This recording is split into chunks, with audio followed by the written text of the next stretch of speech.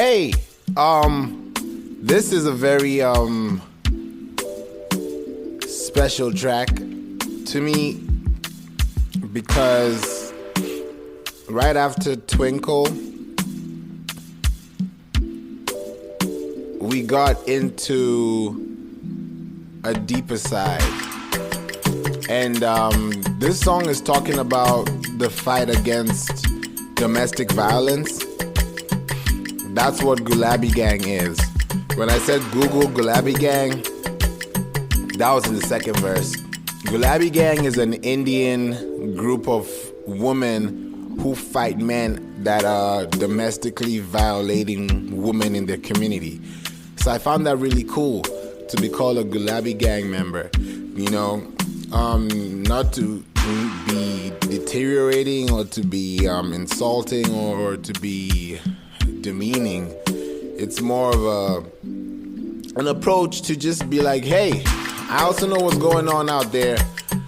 I've been in a situation where I've seen things like that happen.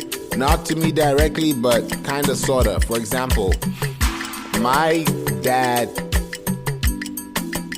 had a father that had 3 wives. I have a grandfather. He's late now. But he was a king and he had 3 wives. And my dad used to watch him violate them. And he said that he vowed that, he said that he's never going to lay his hands on a woman, including his wife. And over 25 years and counting, they're still married. So I'm very, very against domestic violence. Like, I don't like it. It's not something I would want to see anybody go through. So that's why I brought this out in the topic about We'll Be Fine. So it's not just about my brother being born in the first album. Did I say album? The first verse. You know, I was talking about how he was born in 2000, how God blessed me with a brother. I was the only child for 7 years. And then if you listen to Anita, it tells you how 7 years came and went. You know, I was supposed to have a sibling, but that didn't happen. So I was the only child, and, you know, he came along and it just changed my world. And then I grew up and I learned so much with him, and he's in Canada right now studying law. I'm out here, you know, chasing my bag. So it's crazy how life, you know, takes you through different journeys and paths. But at the end of the day, your purpose is what is most important. So you got to keep grinding. You got to keep going. Because in the second verse, I started talking about how my dad lost millions. He told me one time how back in the day, you know, when Abuja was, you know, still Abuja as it is today, but back then it was really, really much more profitable in terms of acquiring land because, of course, economically things were better.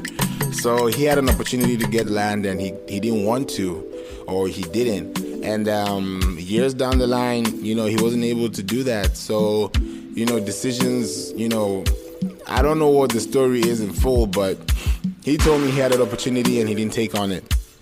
So he was still a millionaire and everything, and he lost his millions. You know, I don't know what deal he got into, but business takes place and things happen. So, you know, now he's successful. You know, happy birthday to my dad in a couple of weeks.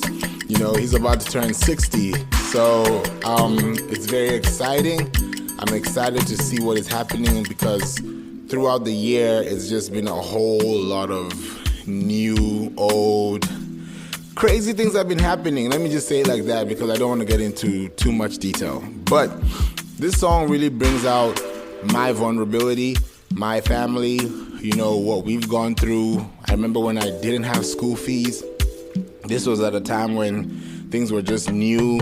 You know, my parents couldn't pay the school fees. I left, I came home, and, you know, things happen, you know. I've never felt, when I think about those days, it's not like it happened to me and I remember, but when I hear the stories, it kind of humbles me. It does humble me because now I'm like, oh, damn, look at how far I've come now. So anybody in my position that's listening to me, you can be whatever you want to be. Like, I'm talking to you right from my room. And it's just wonderful how I've been self-taught to learn all this stuff because of problems that took place in the past, you know, all these obstacles, negative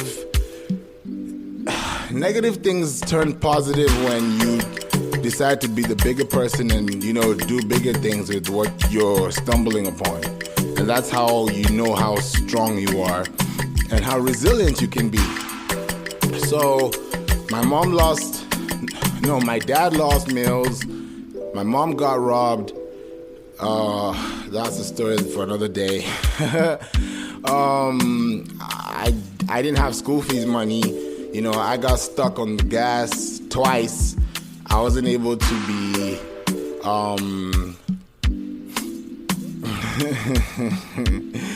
oh God, this is not happening. I remember so well when I got stuck in Houston. I had no gas, and the first time I was trying to run back home, this was in the morning, we were trying to go for a soccer game. My friend was like, yo, let's go. You know, we're gonna get late. And I was like, all right, I'm gonna speed. So I was speeding, and literally a mile before I got home, the car stopped. So I had to pump my brakes, literally. But everything happens for a reason, and that's why I love this song, because it says we'll be fine. You know, it talks about how, you know, the girl, you know, is with you as a guy throughout all the troubles, all the tribulations, the hardships, and, you know, it's just a motivational song to mean that through anything that you go through, you can make it past it because you have a life support, which is Jesus. And then whoever is by your side, family, friends, you know, significant other, those are counterparts that you should not take for granted, because through all these problems, there's always going to be a tunnel at the end of your vision. So don't give up. Stay focused, stay upright, and make sure that you collect the bag that you deserve, because you worked for it and it's yours.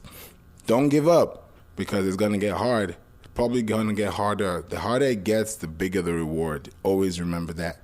So we'll be fine. Check out that track. Shout out to B Banks. He's the one that produced the track. Love you, bro. Take care.